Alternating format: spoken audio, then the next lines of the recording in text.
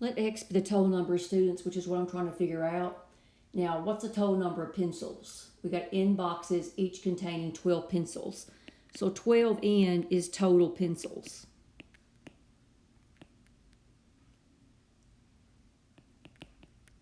Okay, and the teacher gives out, after the teacher gives P pencils to each student.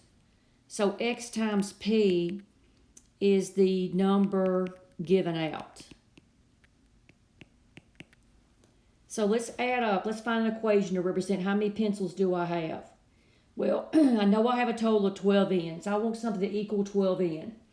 Well, if I take the number of pencils that are given out, which is XP, and if I add to it the number left over, which is T, that is the total number of pencils, which is 12N.